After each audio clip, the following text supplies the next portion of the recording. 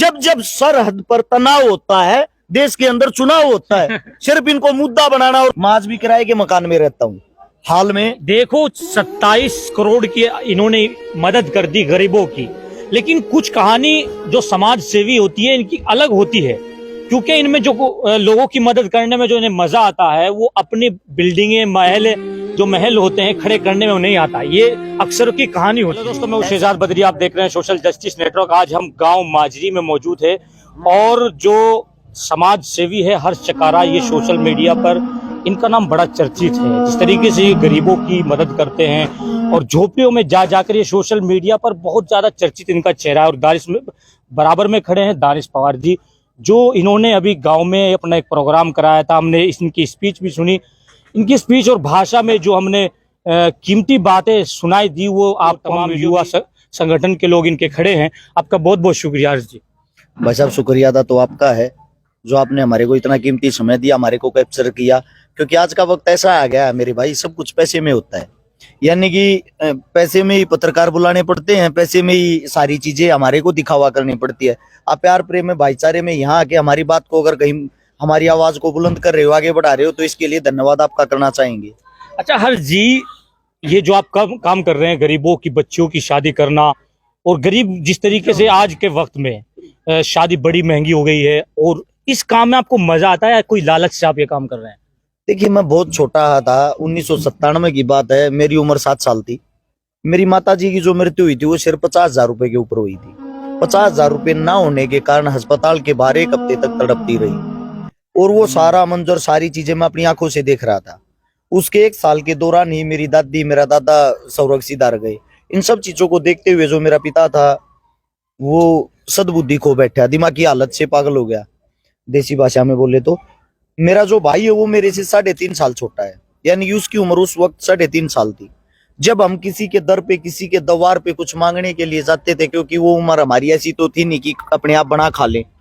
जब हम पड़ोस में जाके लासी मांगते, अचार मांगते या कुछ भी 2 रोटी मांगते, हमारे को गालियां मिलती थी, ताने मिलते थे। समाज क्या है, समाज के अंदर आज का जो समय है, जब लोग आपसे पूछते हैं आप करते क्या हो, ये जो वाक्यान है ये बहुत भारी चीज है। वो अंदाजा लगाते हैं कि आपको इज्जत कितनी देनी है।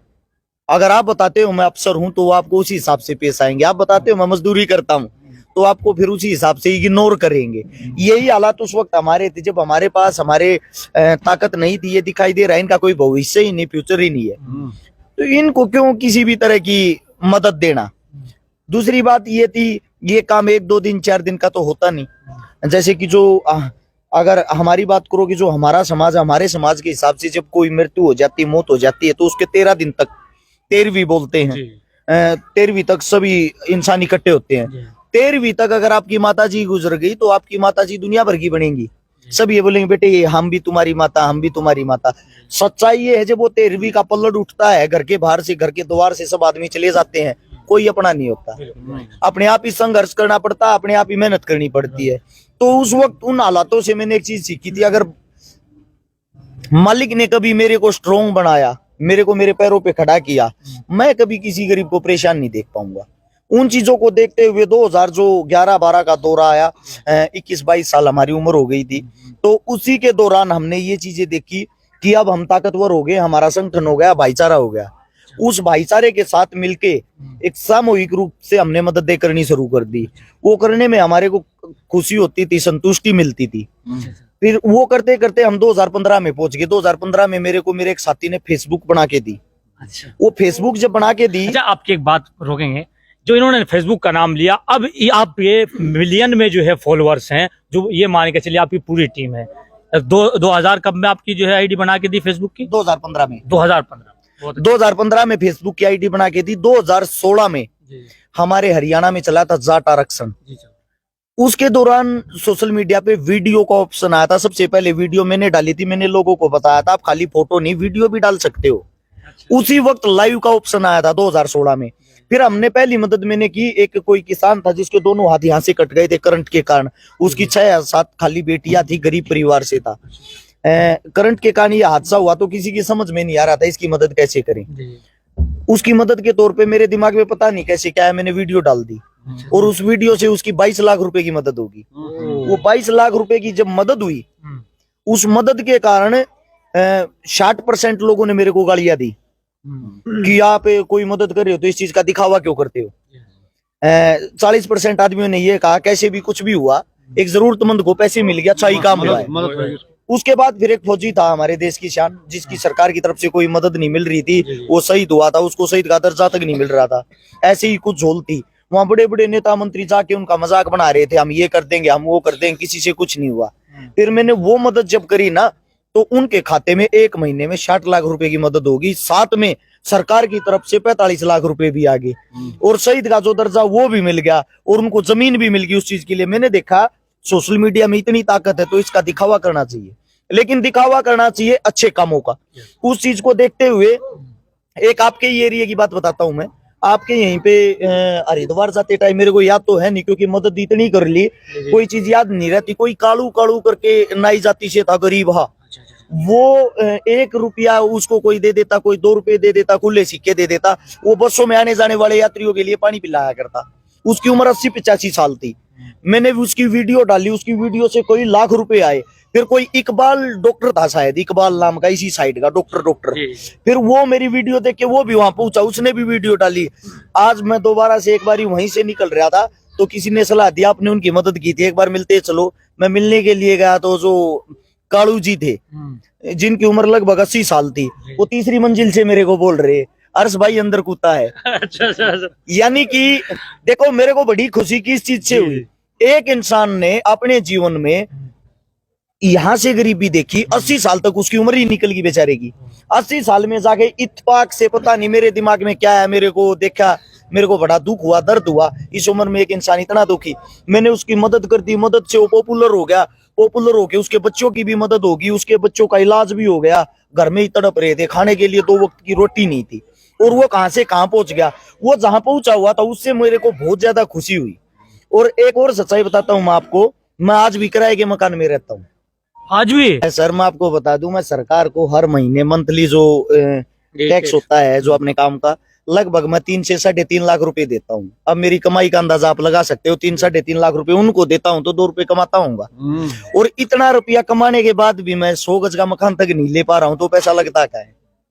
आपके ऊपर तो FIR दर्ज कर रहे हैं कुछ जो है युवा लोग जो होते हैं, ये क्या वजह होती है? जो एक युवा आता है, आपकी बहुत कम उम्र है, आपके ऊपर हमने देखा आपकी साइड पर सोशल मीडिया की, आपके ऊपर FIR दर्ज कर देते हैं झूठी, क्या वजह है? हिंदुस्तान के अंदर एक पार्टी है जो आजकल राज कर रही, जिसका नाम भारतीय जुमला पार्टी। अच्छा। वो क्या करते हैं, वो जुमलेबाज लोग, उन्होंने मेरे को कम से कम 20 बार ऑफर दे दिया, हमारा झंडा उठा लो, हमारा डंडा उठा लो। हमने कहा जब तक दम रहेगा, जब तक हमारे अंदर सांसें रहेगी, हम ये झंडा डंडा नहीं उठाएंगे। उसकी सजा ये है। उसकी सजा क्या है? वो कोशिश कर रहे हैं मेरे को घेरने की। कम से कम 7 तो मेरे घर अभी अभी रेड पड़ी थी, अलग अलग दवाइयों पे रेड, इनकम टैक्स की रेड, GST विभाग की रेड, बिजली वालों की रेड, मीटर लगा हुआ है, मीटर पाट लेके कि आपका बिल कम आता है, सरकार के आदेश से दूसरा लगाएंगे। अच्छा, बिन बोले 1.5 लाख रुपए का वो देंगे कि आपने तार लगा रखे थे। मगर भाई बता दो किस चीज के लगा रखे थे? बोले वो सरकार से पूछना। अभी कल केस लगा रखा था मेरे पे, कल ही की बात है। मैंने किसी को जाति सूचक शब्द बोले हैं, इस चीज पे SC/ST एक्ट लगवा दिया। मैं गया कल, मैं वहां गया, कम से कम आप जैसे जो मेरे मित्र बंधु हो 50 पत्रकार साथी पहुंच गए, दिखाओ भाई वो जहां इसने किसी को जाति सूचक शब्द बोले हैं। बोले वो हमारे पास नहीं। आपके पास नहीं है तो आपने केस दर्ज कैसे कर दिया? उस आदमी को बुलाओ, उस आदमी के पास कॉल कर रहे हैं, आ जाओ भाई, आमने सामने हो लो, यहीं पे आया हुआ ये जाति सूचक शब्द कहाँ बोल रखे? बोले वो हम अभी प्रूफ नहीं कर पाते, कहाँ बोल रखा, कहानी इसको अंदर कर दो, बाद में दिखा देंगे। इससे पहले अभी एक केस और लगाया जिसमें कल जमानत होनी थी लेकिन हो नहीं पाई। मेरे पे केस लगा रखा, मैंने किसी का प्लॉट कब्जाया है। अच्छा। सोनीपत के अंदर दानिश भाई वहीं रहता है, जो हमारा एरिया वो थोड़ा है क्राइम का एरिया है सोनीपत। जो मेरे पे केस लगा रखा है उसमें ये मैंने किसी का प्लॉट कब्जाया है और किसी को 5 लाख रुपए फिरौती मांगी है प्लॉट कब्जाने वाले पे। 16-17 मेरे साथ हथियार वाले थे, 20 मेरे साथ गुंडे थे, और मैंने बहन बेटियों के साथ बदतमीजी की, उनके घर में ही जाके मारपीट की। अब इत्तेफाक देखना एक चीज का, इतना बड़ा केस होने के बाद SP साहब ने शिकायत दर्ज नहीं की उनकी। वे गए सीधा CM के पास, CM को ना हमारे खट्टर साहब, उसने वहां से सीएम साहब वैसे तो मेरे को जानता नहीं मैं कौन हूँ, और सीधा अखबार में क्या खबर देता है, ये हर्ष चिकारा एक बहुत ही बड़ा गुंडा है, मेरे पे एक भी केस दर्ज नहीं है आज तक, कोई क्रिमिनल रिकॉर्ड नहीं है मेरा, ये बहुत बड़ा गुंडा, इतना बड़ा गुंडा है, इसके शहर के एसपी साहब ने इसके खिलाफ एफआईआर दर्ज नहीं की। अच्छा, अब मेरे खिलाफ वहां से एफआईआर दर्ज हो जाती सीधी सीएम हाउस से, वो एफआईआर दर्ज होगी, मैं जाता हूँ एसएचओ साहब के पास, मैं एसएचओ साहब से पूछता हूँ, साहब मेरे को वो तो बता दो प्लॉट कहाँ है जो मैंने कब्जाया है, वह जगह कौन सी मेरे को पता तो हो, कम से कम मेरे को तो ये पता होना चाहिए यह जगह कब्जाई है मैंने, और वह वीडियो फुटेज कुछ तो होगा जहां मैं गुंडे लेके गया था, मेरे साथ वे बंदूक वाले थे, ऐसी कोई रिकॉर्डिंग भी तो होगी जिसमें मैंने 5 लाख रुपए मांगे हैं, कोई तो सबूत तथ्य हो। एसएचओ साहब बोले हर्ष भाई सरकार का दबाव, हमने ये लिखना था, बाकी पता हमारे को भी नहीं। मतलब कहानी ये है कि अगर कोई युवा ऊपर आता है समाज का काम करने के लिए, उसको कहीं ना कहीं जो ताकतवर लोग हैं नीचे दबाने की कोशिश करके, वही आपके साथ हो रहा है।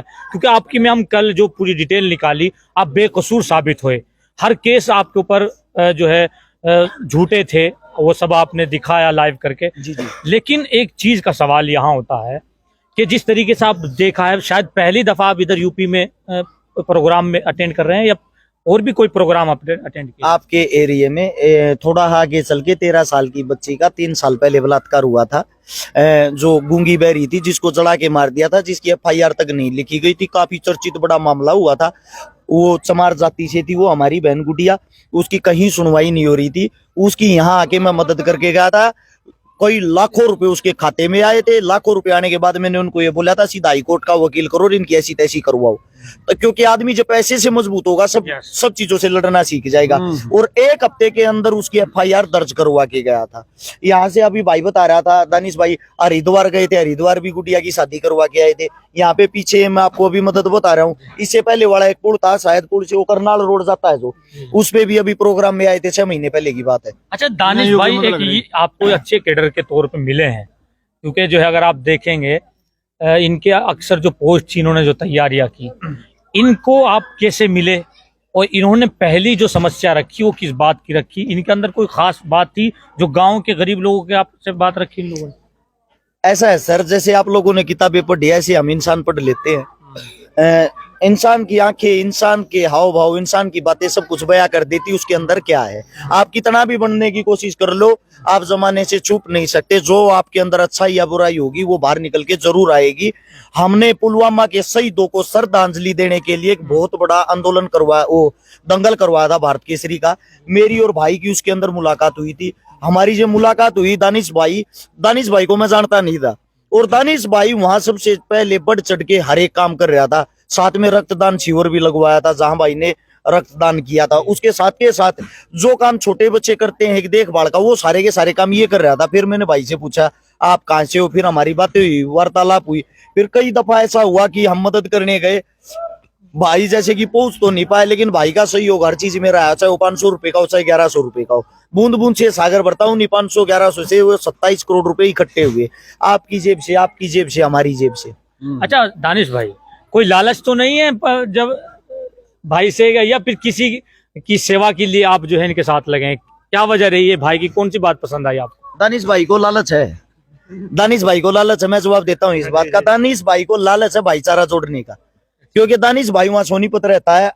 आपका जो एरिया है और हमारे एरिया में क्या फर्क है, वहाँ हिंदू मुस्लिम नहीं है, ठीक है। कहाँ मीडिया तो दिखा रहे यार हर्ष भाई, मीडिया तो कह रही है हिंदू मुस्लिम फला, ये हिंदू फला सोनीपत का कहाँ दिखा रही है? आप लोगों का दिखा रही है, उत्तर प्रदेश का दिखा रही है।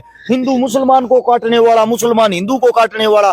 शाम के 8 बजे खबर देखोगे ना, एक दूसरे की गर्दन पे तलवार रख के ऐसे दिखा रहे हैं, अगर बाथरूम तक गए कहीं गर्दन कट के ना पड़ जाए। आप जमीनी सतर पे बताओ मेरे को, मैं हर जगह जाता हूँ, ऐसी कोई जगह ही नहीं जहां मैं नहीं गया हूँ। जयपुर के अंदर 2.5 लाख मुसलमान साथियों का ग्रुप है, मेरी टीम है वो। इतना वहां के जो मुसलमान आपस में एक दूसरे को नहीं जानते, मेरे को जानते हैं। फिर ऐसे युवा भी तो सामने आते हैं ना, फिर हिंदू मुस्लिम पे होता क्या? ये लोग जानते नहीं है टीवी की बात को। मैं बताता हूँ क्या होता है। टीवी वालों को इतनी घूस दी गई है कि जहां भी हिंदू मुसलमान दिखाई दो वहां बाल की खाल बना दो, उसको पीस के इतना जबरदस्त तरीके से पेश कर दो, जब तक उसकी सच्चाई सामने आए, उसको लोगों को उसके बाद की जो चीजें हैं गलत सही का पता लगे, तब तक तो आतंक मच जाए। यानी कि लोगों ने रोजगार ढूंढ लिया। अच्छा, आप लोगों ने एक चीज देखी, डिबेट होती है, डिबेट में हिंदू प्लस मुसलमान को बैठा देते हैं। वे दोनों ऐसे होते हैं, दोनों साइड के मूर्ख है। मुसलमान तो उस हिंदू को गालियां देगा, उसकी कमियां बताएगा, हिंदू उस मुसलमान को गालियां देगा। क्या आज तक एक भी डिबेट के अंदर उन दोनों की तरफ से किसी ने भाईचारा जोड़ने की कोशिश की? क्या आपने कभी ये देखा है उन दोनों ने कभी शिक्षा, स्वास्थ्य, रोजगार के ऊपर चर्चा की हो? नहीं की ना। हमारा देश जा कहा रहा है? हमारे देश में क्या दो ही मुद्दे हैं, हिंदू मुस्लिम, किसी की किसी के साथ लड़ाई नहीं। देखो एक बात देखो आप, हिंदुस्तान जिस वक्त गुलाम था, इंडिया गेट के ऊपर आप जाना, मैं कहता हूं पर्सनली तौर पे एक बार जाना, वहां पे नाम पढ़ने शुरू करना, शहीदों के नाम लिखे हुए ऊपर से नीचे तक, वहां आपको हिंदू का भी नाम दिखाई देगा, मुसलमान का भी नाम दिखाई देगा। तो आप ये बताओ, ये जो देश है, ये देश हम सब से मिलके ही तो बना होगा। दूसरी बात, जिन मुसलमानों को ये कहते हैं मुसलमानों ने हमारे पे आक्रमण किया, मुसलमानों ने हमारे को धोखा दिया, मुसलमानों ने हमारे साथ ये किया, वो मुसलमान हमारा था ही नहीं। आप लोगों को पता है मुगल कहां से आए थे? बाहर से आए थे। बाहर से आके हमारे पे उन्होंने अपना हक जताया, बाहर से आके उन्होंने हमारे पे क्रूरता की।